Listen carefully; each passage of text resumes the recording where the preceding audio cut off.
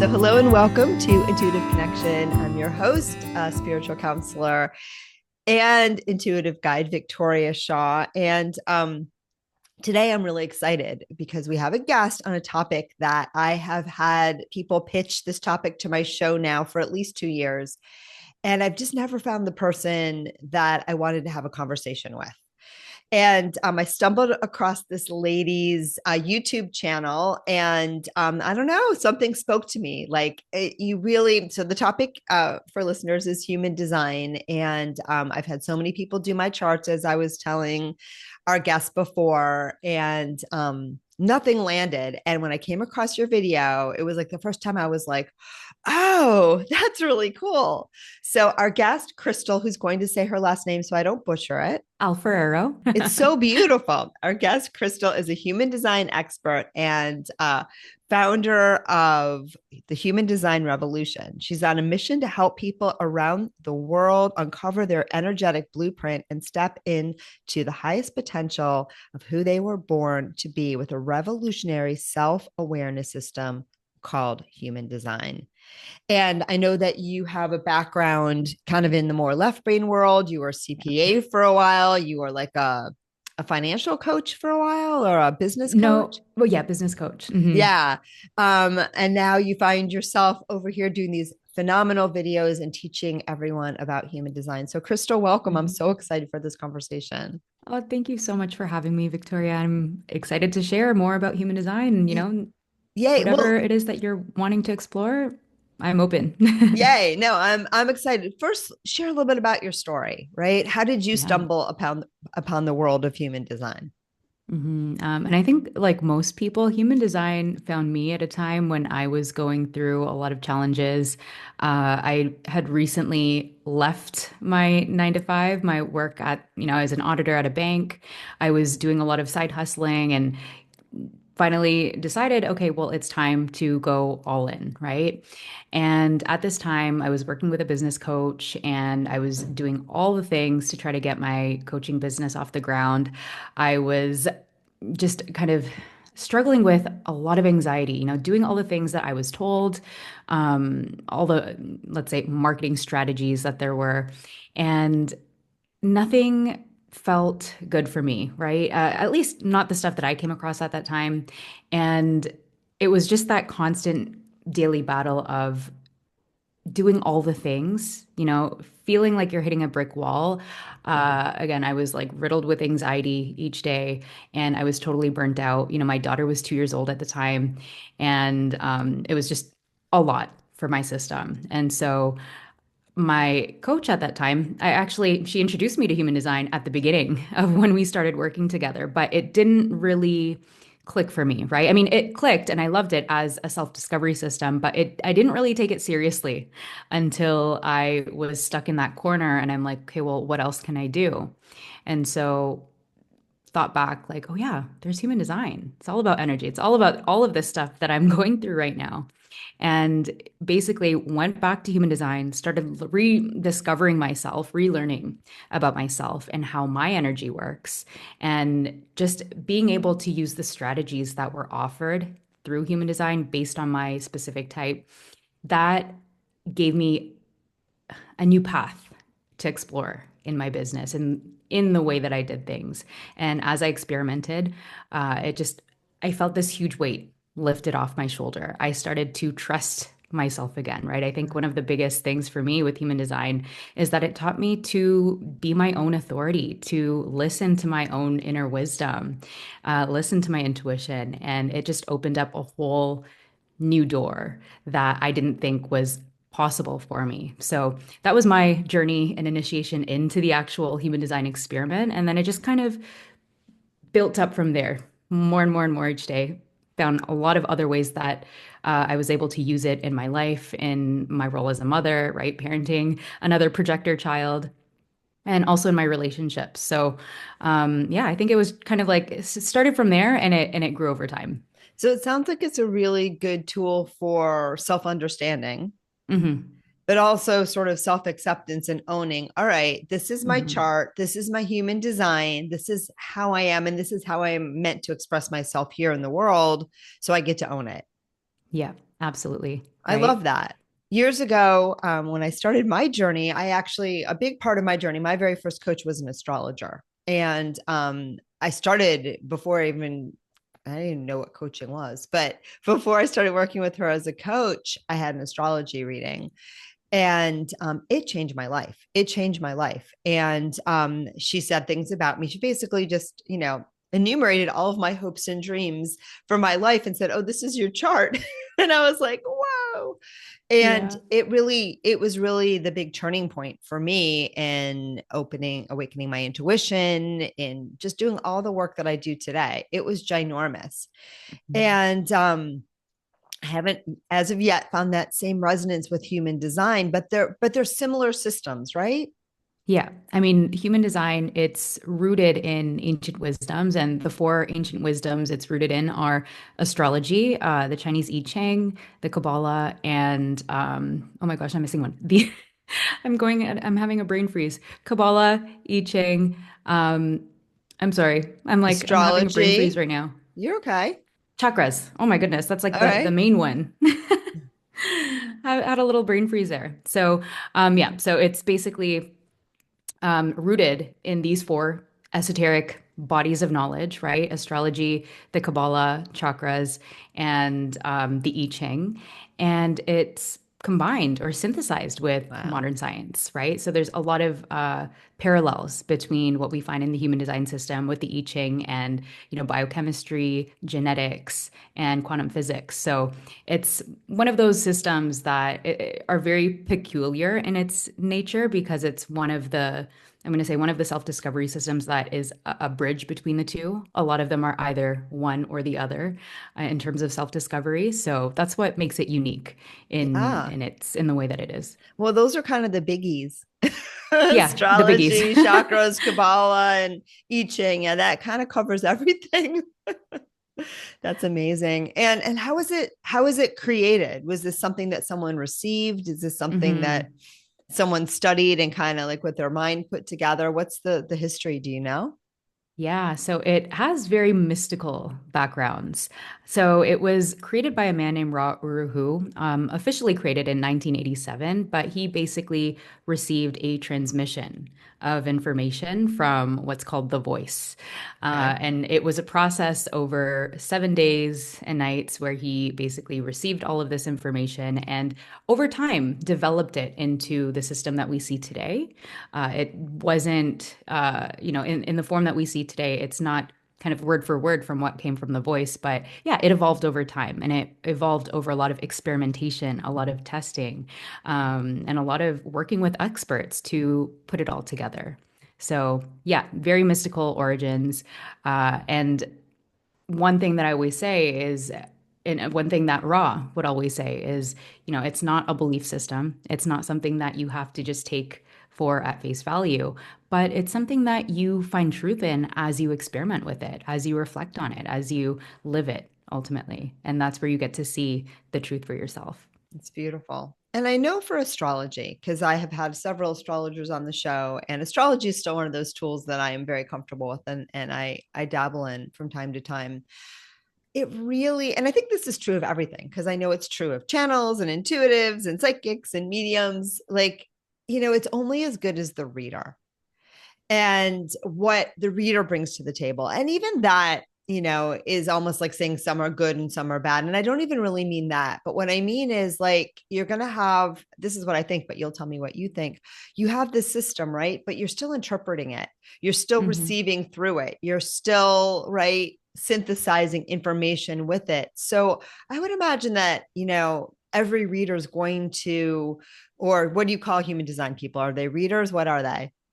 I think everyone calls themselves something different. Okay. All Some people go right. by human design reader, guides. Some people call them analysts, but yeah, All right. readers. So every reader, guide, or analyst, right, is probably going to have their special sauce in the way that they do Hmm. this. Absolutely. So what's your special sauce? What's your Oh, unique? that's a good question. Yeah. I feel like my special sauce, and I say this because this is something that has been reflected back to me by a lot of my clients is simply the way that I take the confusing, the esoteric, and break it down and translate it into language that's relatable, that's practical, and that's understandable. Because human design, as in its original form, is very mystical, very esoteric, very abstract. And it's funny because one of my strengths in my chart is the channel of abstraction and taking abstract information and making sense of it. And that's Wow. part of what I'm here to do, right? Help people make sense of the confusion, make sense of the abstract. That's beautiful. And you can see that, friends, when you listen to her YouTube channel for sure. Like that's what I found. And I was thinking about it too, because like I said, my first real foray into astrology was amazing. And my astrologer was amazing and very intuitive and brought a lot of different things to the table. And really, I still, I haven't worked with her in years and years and years and years and years. It was at least like, over 15 years ago. But I still sometimes listen to my little cassette tape that she made me because we had those 15 years Oh, ago, because it was that impactful. Um, but a lot of times, right, I'll have a friend and they'll be like, oh my God, human design changed my life. Let me do your reading. And it always goes the same way. They take my birth date, they they have me download someone or other, something or other. They plug it in, and then I get, this automated chart thingamajiggle that yeah. really, It looks wild. like, but it doesn't resonate with me. Like every single time Hmm. I'm like, meh. And I think about it because, I've done that a little bit. Like now you can do astrologycharts.com. So I have my chart, because then when there's like an aspect or a moon, a full moon or eclipse or something, I have my chart right on my laptop and I can just look and see where in my chart that falls, right? But it comes Hmm. with one of those automated little, this is who you are. Yeah. And though I still have to say, I feel a little, just based on my experience, I feel a little more resonance with the canned astrology interpretation of Victoria Shaw than the canned Hmm. human design. It's still not the same thing, right? As having somebody sit down and actually, individually look at you and have a Yeah. conversation with you about your chart. Because I know in astrology, and, Krystle, tell me if this is true of human design, but in astrology, we had a wonderful guest, Kathy Rose, a few years ago who said this, and I thought it was so brilliant. She's like, it's how you live your chart. Yeah. So 100% it's agree. not Yeah. it's like the same thing could mean very different things for different people because it's a blueprint, but how you live it is important. So can you speak to Hmm. that in terms of human design? Yeah. I mean, two people can have the exact same chart, but their experience of it can be completely different. And this is one of the things that, it really depends as well, depending on who's reading for you, who's helping you interpret this information. Because with human design, it's not just like one thing represents that one thing. There's this whole spectrum that can be lived within. And so having, maybe a reader that understands that full spectrum of how a certain energy can be experienced in a practical sense as well can help you interpret and see things in a way that you understand them as well. And yeah, I think that's like another way to really start being able to relate to what you see in the chart as well. And also, a huge thing with human design is that it takes into consideration our conditioning. We're all subject to conditioning. We're all sensitive, or not, a lot of us are very sensitive to the conditioning around us, some more so than others.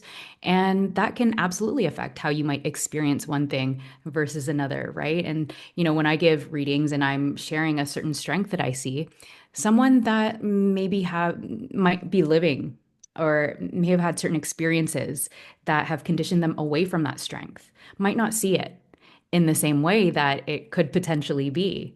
And so there's a lot of care that has to go into being able to express a lot of the different aspects in human design in a way that whoever it is that you're sharing it with, or even in your own journey, if you go into learning it, that you get a good understanding of both sides of how a certain energy or a certain aspect is expressed and experienced, and how conditioning can play a role in that experience as well. Right. So it's not just, okay, it's not your destiny, it's not your fate, it's just the raw materials that you're working with. Yeah, the potential, The right? potential. I love that Yes. word.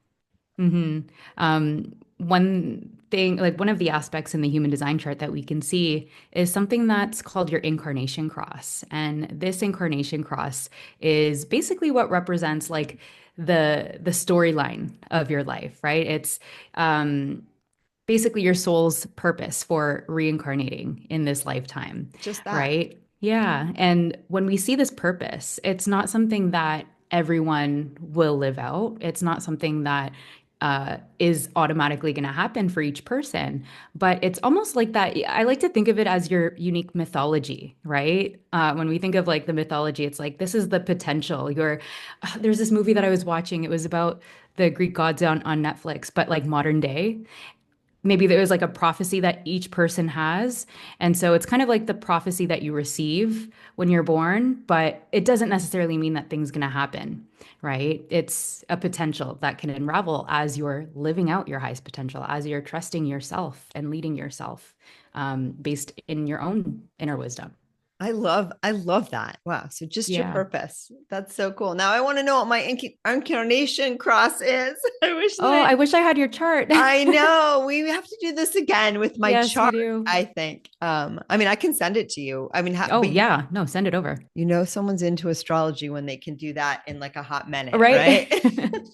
Sorry, But so it's March 4th, right? March 4th, Okay. 1968, 8:54 a.m. Oh my gosh, I think we might possibly have the same incarnation cross. Oh, that's But great. Oh, just I a just, different variation because there's you know, different variations as well. Krystle, I just got like tingles when you said that. Yes, you do. Oh my God, that's Cross of crazy. consciousness. Okay, so Yes. what does that mean? Oh, that's so freaking, see, that's why I was drawn to you, my friend. Oh, I love this. Okay. Well, kind of like on a high overall level, the cross of consciousness is someone that's here to um, really develop their own consciousness on what life means, on the meaning of life, right? This is the path of the truth seeker, basically, right? And for you specifically, like your core focus, your core essence is this very logical energy. It's called the gate of doubt.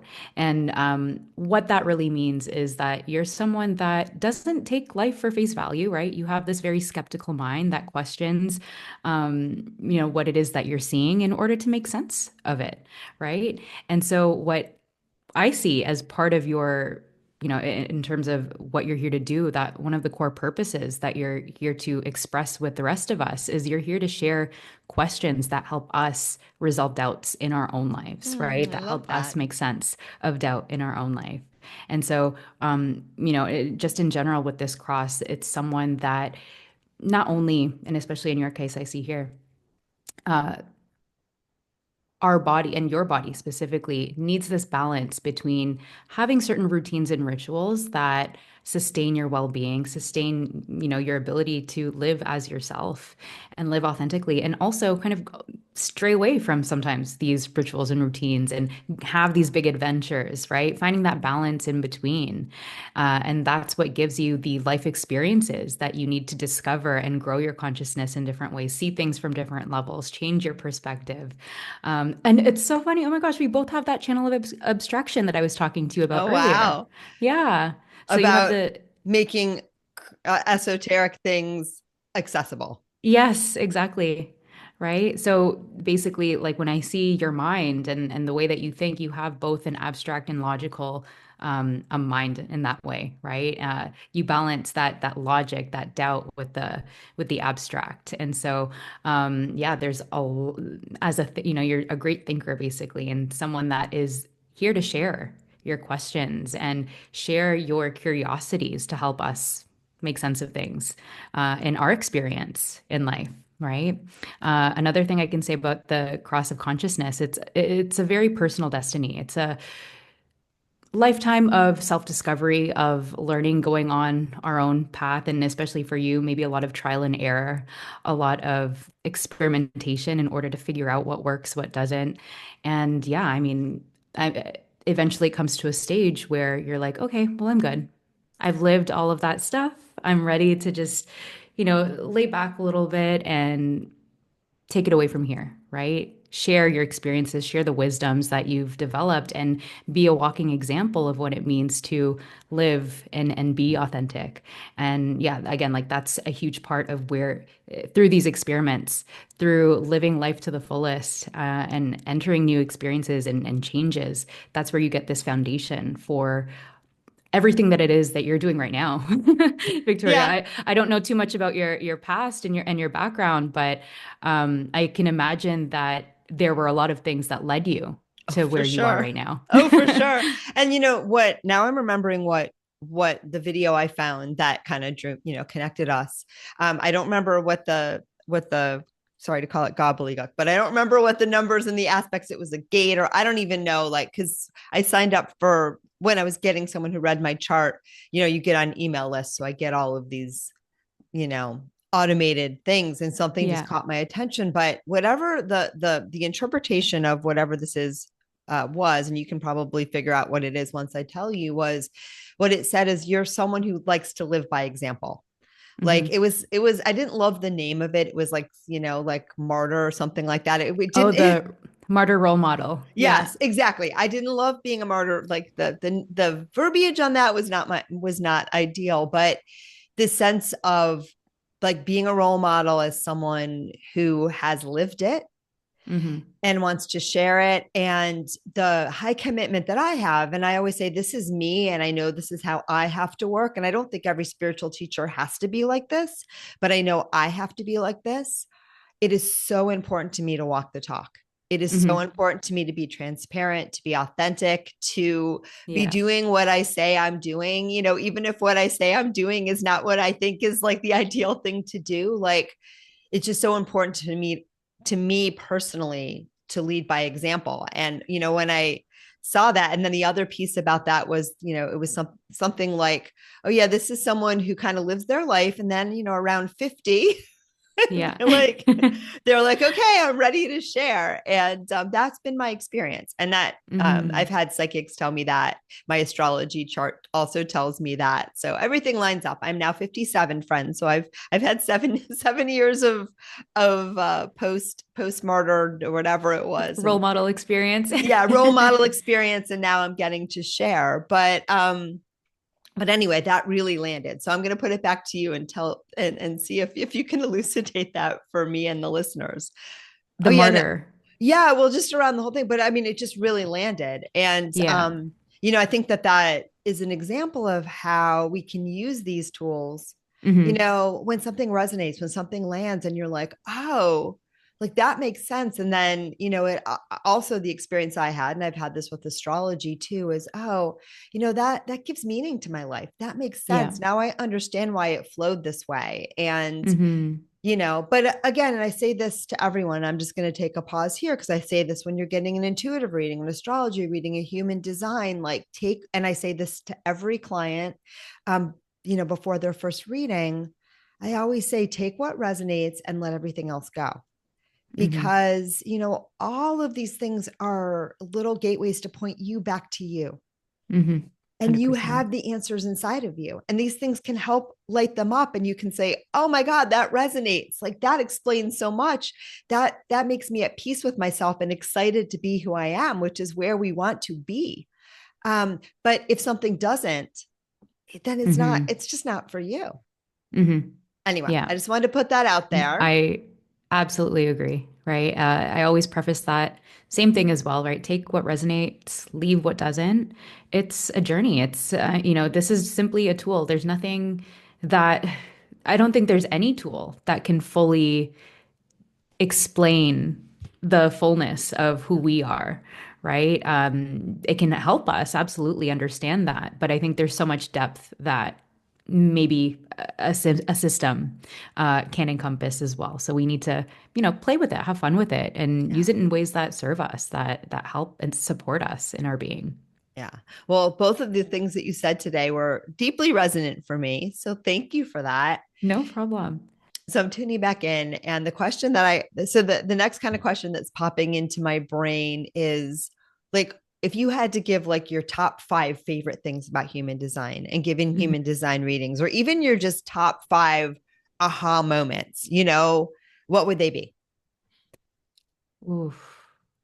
Top five. I mean, okay, first and foremost, I think the most fulfilling part of doing human design as a profession is being able to meet so many different people and see the impact that you've made on an individual level. You know, when I was working at the bank, when I was working at an auditor, I was looking at all these spreadsheets, doing all these things, but I can never directly see the impact that I was making. Like, yeah, you get a pat on the back by your manager, but it's not the same as directly seeing the impact and the change that you're making in someone else's life. And for me, that is one of, you know, the core things that I look for in what I do. Uh, Another thing for me would just be how it's, you know, I feel like before I came across human design, I was always looking to other people outside of me as, you know, the answer to what I needed. And so, what human design really taught me over time is to trust myself. It taught me how I could, you know, lean into my intuition, what that even felt like for me. You know, some people have different ways that they connect and receive this intuitive information from their bodies. And so it helped me be able to recognize and discern all different, like so many different situations, and trust what it is that I was feeling and what I felt.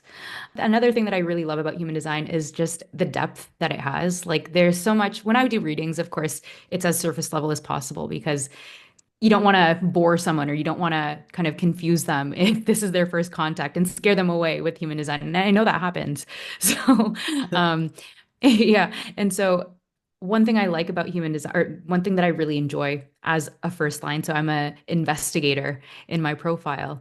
This is someone that likes to, you know, do all the investigations, to get that solid foundation. And human design, it's something that has so much depth. I feel like it's expanded my interest and my knowledge in other areas as well because I've been able to get really deep into it.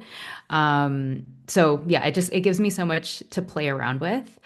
Um, is that three? I kind of lost count with how many Do as things. many as you want. We are not a left brain podcast here. Okay.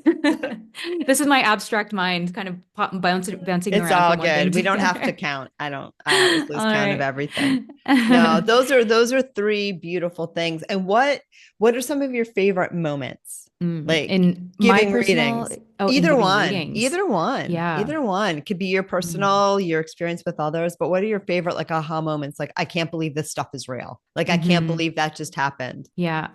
So I don't know. Okay, this is it's gonna sound a little dark. It's not dark, but I don't know if this is a favorite moment, but this is just like moments that impact me a lot is when you share something with your client and they start crying. And it's not like tears of sadness, it's tears of recognition, For sure. of like pure joy, of like, that's exactly what I felt about myself, but I just didn't have the words to describe it. And so, yeah, I think that's like hands down Yeah. my top favorite experience in terms of what I do, giving readings. Well, tears are a powerful intuitive marker when we feel deeply moved like that. That is, our soul, Hmm. that soul connection being like, and, being like, oh, I'm here. Right. A lot of times when I tell people when something resonates or lands, they'll get a tear in their eye. So that's like Hmm. often a marker. But more than that, I think in some of those moments for you, what's happening is people are coming home to themselves Hmm. and they're Yeah. hearing this and they're like, oh, it's okay to be me. Okay, that Yeah. really resonates. Okay, that explains so much. And those are such powerful moments when we come home to ourselves. So what a Yeah. beautiful gift. It is. And one of my mentors, Chetan Parkin, I don't know if you've heard of him before, but he calls human design a self-remembering system. I love And I that. think that perfectly describes it, right? Nothing that I share with you is going to be 100. I mean, maybe some things are going to be new. A lot of things are going to be things that you're familiar with. On the other hand, there's a lot of things that maybe you don't know on a conscious level, but they're in there, Yeah. right? And so it's all about just reflecting back what it is that I see so that you can remember yourself. You can remember what's true for yourself. Well, we have all the answers within us. And that's Hmm. what I tell people too, right? When I'm giving you guidance, I'm just highlighting what you already know so you can hear it again and remember it, Hmm. right? Yeah. So I love that. That's so beautiful. This is a podcast about intuition. And I have two questions for you. Usually there's one for everyone, but before we get to the one I ask everyone, I want to ask you, talk to me about human design and intuition. Does it tell you a Hmm. little bit about your intuitive style? Do you use, Yes. I'm asking you six different questions here. Okay, let's start with that one. Yeah. And so, one thing that we learn in terms of intuition and human design, because there's different ways that we can look at it. Um, Intuition, not as like necessarily a decision making tool or a way of making decisions. We see intuition as basically a source of what we need to survive, right? It's part of our survival awareness.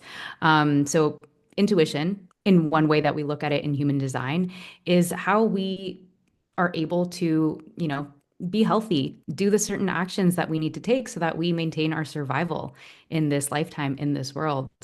Um, on the other hand, so when we're talking about it from intuition in terms of more of perceiving information that Right, we don't maybe physically see, right, right? That we can see through what's called cognition in human design, right? So some people are more, they have this inner vision.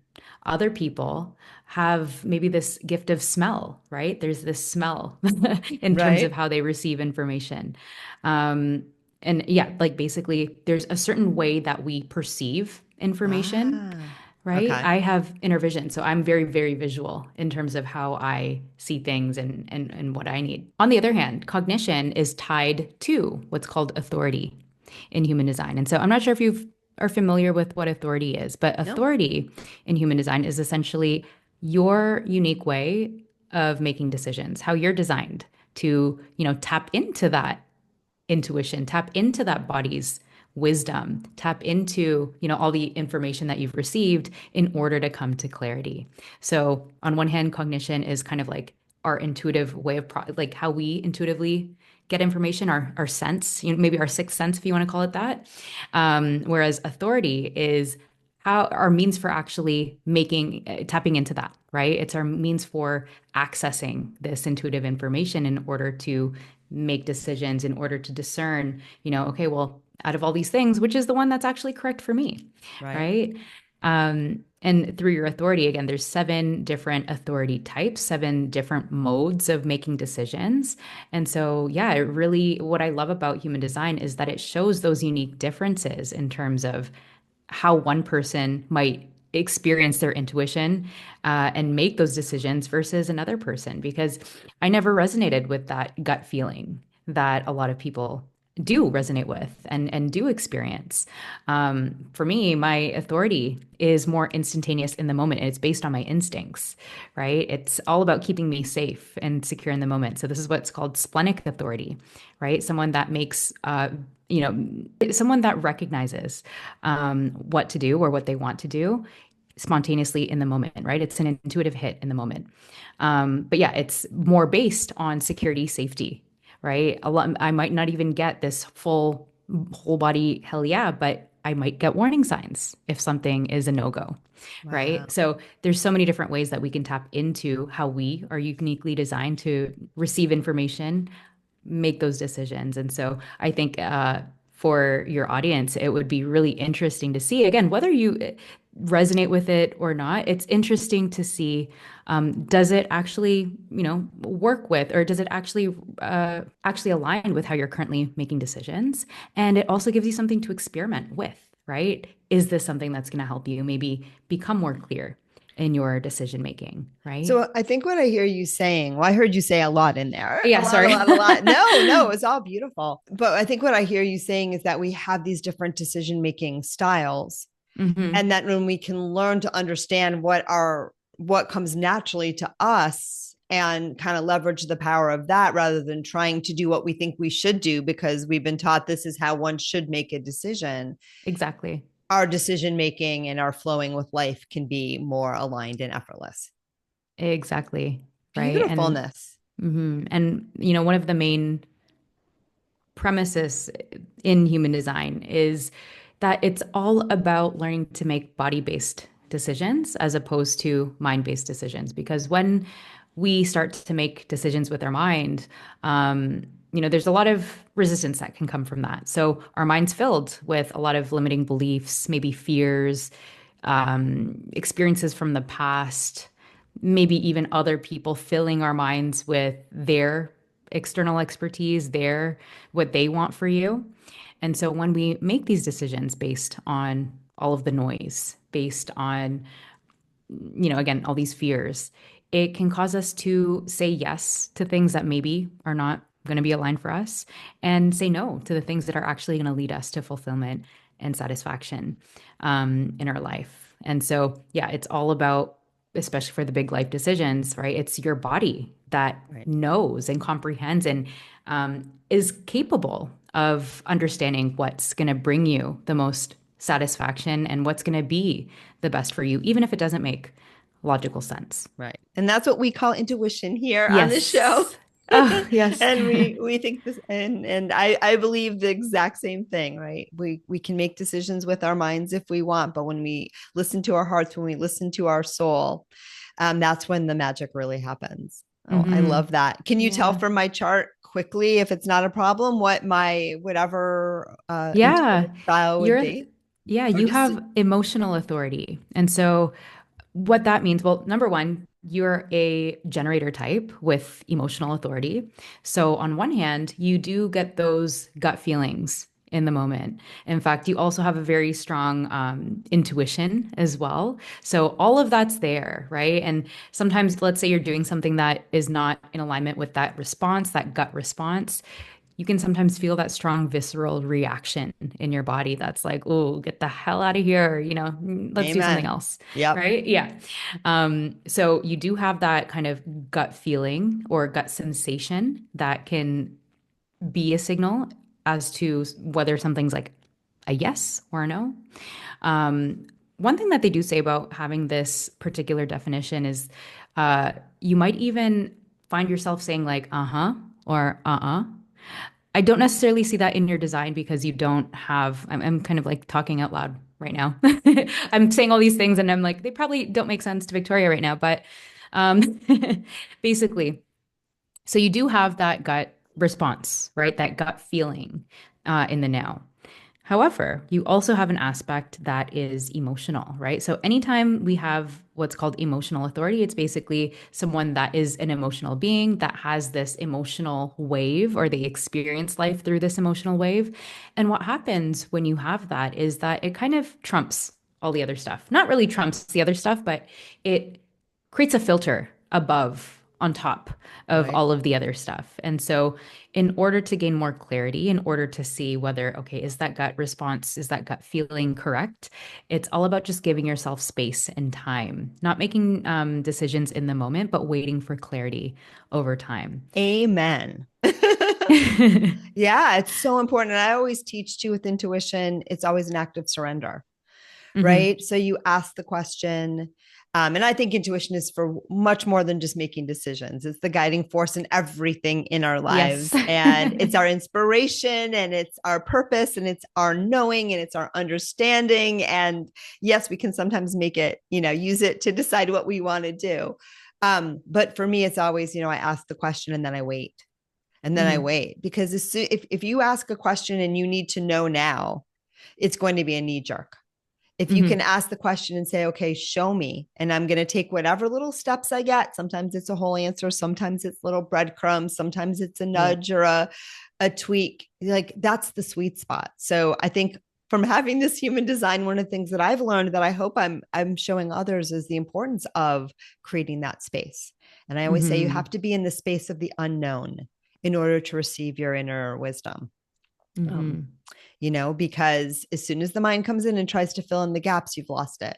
So Yeah. I love that. And I love the word emotional too, because I'm definitely someone who has learned over time, not to live wholly in that emotional. I love my emotions, but Yeah. right. We can definitely, be little ping pong balls.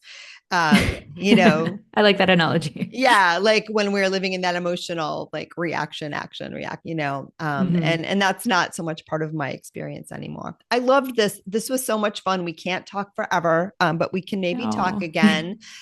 If people want to find you, if they want to work with you, if they want to check out your amazing YouTube channel, tell them how to do Hmm. that.